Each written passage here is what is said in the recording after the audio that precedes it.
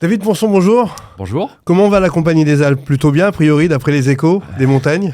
La Compagnie des Alpes va très très bien, effectivement. Alors, vous êtes le leader européen. Comment on devient un leader européen? C'est au fil du temps, bien entendu, et c'est avec acharnement. Avec acharnement, avec envie, détermination, ouais, effectivement. Et leader européen, parce que déjà notre champ de jeu, c'est l'Europe. Hein, ça a été redéfini dans la stratégie en 2021. Donc voilà, et on est présent en montagne depuis les années 89-90, où on a commencé la création de la Compagnie des Alpes dans les Alpes, dans le domaine du ski, et une diversification en 2002 dans les parcs de loisirs. Et petit à petit, avec un certain nombre d'acquisitions, on a toute dernière, une certaine taille. Tout chaud là. Ouais. Teressence, 33% de participation. Pourquoi cette stratégie? Qu'est-ce qui vous a amené à cela?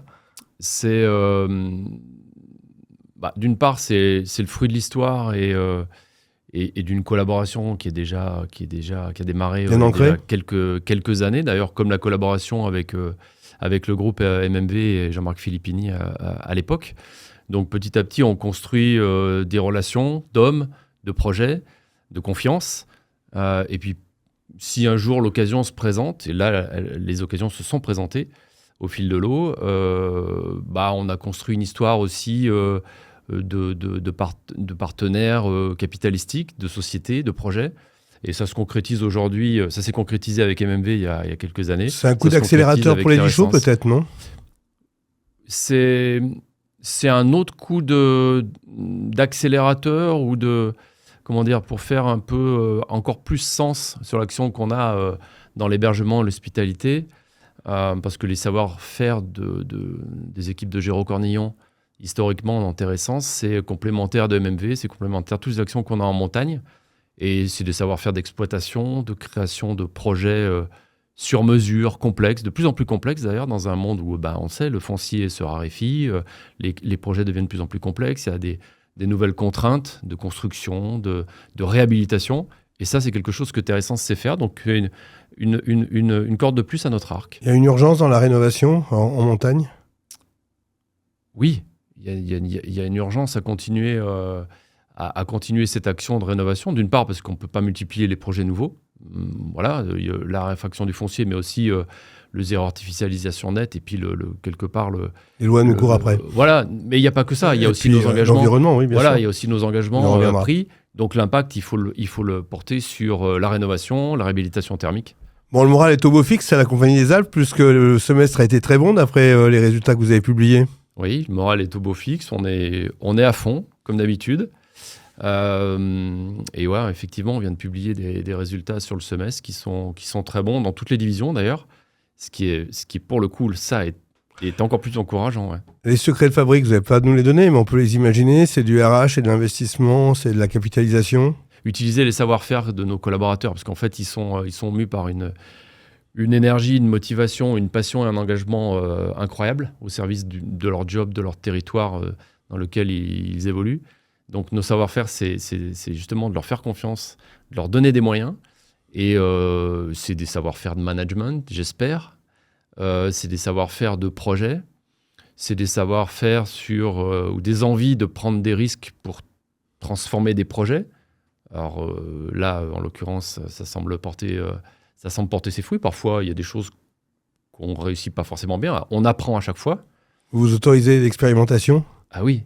C'est obligatoire aujourd'hui. Évidemment, parce que si on ne teste pas, on n'a pas de résultat. Justement, en innovation, qu'est-ce qu'a apporté la Compagnie des Alpes au ski, à la montagne ces dernières années, dans le tourisme, comme dans son quotidien, dans son fonctionnement? Je ne sais pas si c'est la Compagnie des Alpes en tant que telle qui a apporté. En tout cas, on essaye, comme les autres, de faire notre part. Et peut-être parce qu'on a un groupe avec une assiette financière, économique, une palette de compétences incroyable, de pouvoir s'autoriser une prise de risque peut-être que d'autres n'oseraient pas faire. On a porté notre petite touche ou nos touches sur un certain nombre de sujets d'innovation. Il y a un vrai capital confiance, de toute façon. Technique, environnementale, digital. L'innovation, c'est ce qui va sauver la montagne de demain?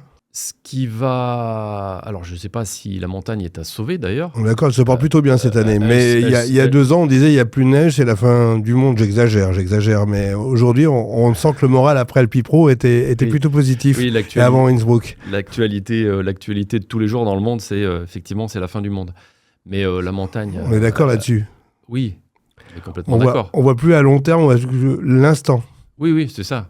Mais bon, on voit ça tous les jours dans l'actualité. Les vrais investisseurs voient forcément un moyen à long terme. Mais voilà, la montagne n'a pas forcément besoin d'être sauvée. Elle a des atouts incroyables qu'il faut qu'on visualise bien et qu'on fasse des expérimentations sur plein de sujets. Et comme toutes les transitions, une transition, c'est le passage d'un état A à un état B dans un certain temps. Voilà. Donc la principale problématique que l'on a aujourd'hui, auquel on est confronté, c'est qu'on est dans un monde, donc ça c'est une tendance très sociétale, où on ne tolère plus on est dans l'instantanéité. Donc il faut que toutes les transitions se fassent d'un claquement de doigts du jour sur le lendemain. Ce qui n'est pas possible. Ça n'est pas possible. Donc il faut prendre des initiatives, faire des expérimentations. Ça, c'est un peu les politiques qui nous ont amené à ça. Hein. Je ne sais pas si c'est les politiques, mais c'est tout. C'est la digitalisation, c'est le monde du smartphone, c'est le monde... Voilà, c'est toutes ces tendances. On ne supporte plus d'attendre et les transitions doivent s'opérer du jour au lendemain. La montagne, comme le littoral, comme tous les autres territoires, vont vivre... Alors c'est peut-être un peu plus... C'est peut-être un petit peu plus sensible, voire beaucoup plus sensible en montagne, parce qu'effectivement, les effets du réchauffement climatique, ils vont être 2 fois plus forts, 2 fois plus rapides en montagne que sur le reste du territoire. Et la France, d'ailleurs, est un des territoires au monde qui va être le plus impacté. Mais il faut juste se mettre en mouvement, faire des choses et accepter que ça prenne un certain temps. Voilà, pour faire référence à ceux qui ont la ref. Mais c'est ça le sujet, et ça ne se fera pas du jour au lendemain. Donc, la décarbonation, c'est un vrai sujet chez vous. Vous le traitez, vous le travaillez, dameuse électrique, carburant HVO, tout ça, c'est des choses qui sont dans les papiers. C'est effectivement un gros sujet, puisqu'on a pris un engagement d'être zéro net carbone avant 2030. Et a priori, sans dévoiler de secret, on le sera. Et parce qu'on est parti du principe que la décarbonation, c'est le sujet de tout le monde. Donc on doit d'abord travailler et balayer devant notre porte, c'est-à-dire travailler notre scope 1 et 2, les émissions directes liées à notre métier. Et ensuite travailler et prendre des initiatives sur le scope 3, qui sont les émissions principalement d'ailleurs de nos fournisseurs et des clients. C'est pour ça qu'on prend des initiatives sur le train, par exemple. C'est beaucoup d'investissement financièrement. C'est beaucoup d'investissement, c'est beaucoup de boulot. C'est beaucoup de boulot. Je sais que tu te réveilles, tu te lèves tôt le matin. Je fais partie aussi de ces personnes qui se lèvent très tôt le matin, parce que mon grand-père m'a toujours dit le monde appartient à ceux qui se lèvent tôt. Voilà, donc il faut bouger les lignes, il faut prendre des initiatives, et il faut mener des projets. Donc ces projets-là, au-delà d'être un investissement financier, c'est aussi beaucoup d'énergie mise par les hommes et les femmes de notre groupe, en l'occurrence, sur le sujet de la décarbonation, comme des autres d'ailleurs. Justement, dans ce monde digitalisé qui va peut-être enlever certains travails à des personnes, comment on voit l'emploi à la Compagnie des Alpes? Parce que c'est une grosse maison, on tient ses parts de marché, on a envie d'en avoir d'autres, j'ai l'impression, quand on s'appelle la Compagnie des Alpes. On essaie déjà alors, l'intelligence artificielle ou la digitalisation, effectivement... On y est déjà dedans un petit peu. Hein. Faire évoluer, on y est même beaucoup dedans, va faire évoluer les métiers. Donc, il faut juste lâcher prise et faire évoluer nos métiers, nos organisations. Donc, c'est un peu, sans prendre des termes RH pompeux, c'est de la GPEC, de la gestion prévisionnelle des emplois et des compétences. Et à la Compagnie des Alpes, on essaye de prendre des initiatives, mener des projets qui vont dans ce sens. Et c'est pour ça que d'ailleurs on a pris des initiatives pour sécuriser de l'emploi, capitaliser sur des emplois qui deviennent comment dire, qui sont précieux et rares aujourd'hui. Et je pense à l'initiative quand on a repris à la barre du tribunal l'entreprise Sommerme, qui est une entreprise de montage il y a 1 an et demi maintenant. On est les seuls à avoir déposé une offre sur finalement une entreprise qui est riche des hommes et des compétences qu'elle a et de son matériel, évidemment.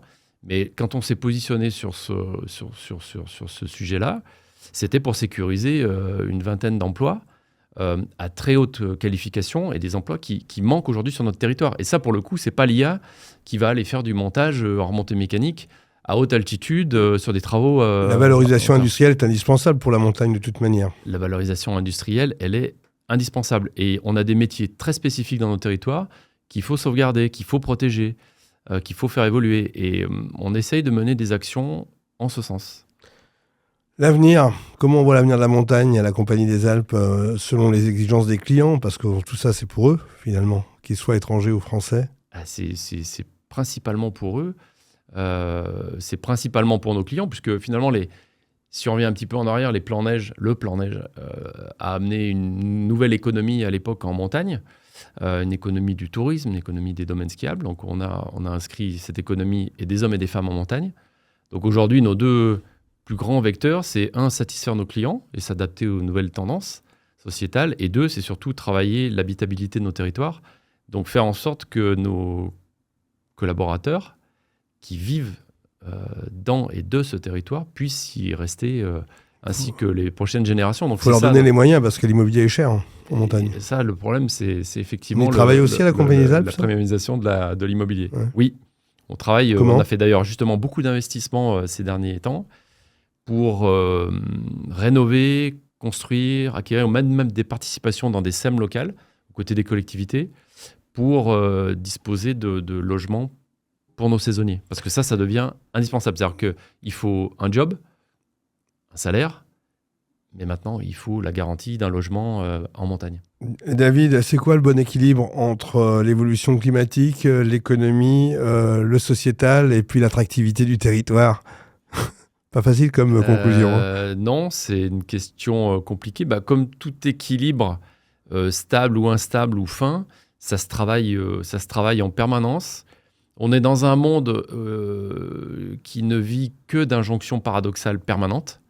Donc c'est ça aussi ce qui fait la difficulté de notre management et de l'adaptation, en fait. C'est qu'on doit essayer de donner un cap, une boussole à nos collaborateurs, leur donner envie de continuer ce job, en essayant d'avoir un mode managérial qui donne du sens et qui donne envie, mais qui souffre effectivement de toutes ces injonctions paradoxales. Donc on doit en permanence expliquer pourquoi on fait les choses, pourquoi, ensuite comment, et souvent donner l'exemple pour donner envie, en fait. C'est ça en tout cas, moi, c'est ce qui me fait lever tous les matins.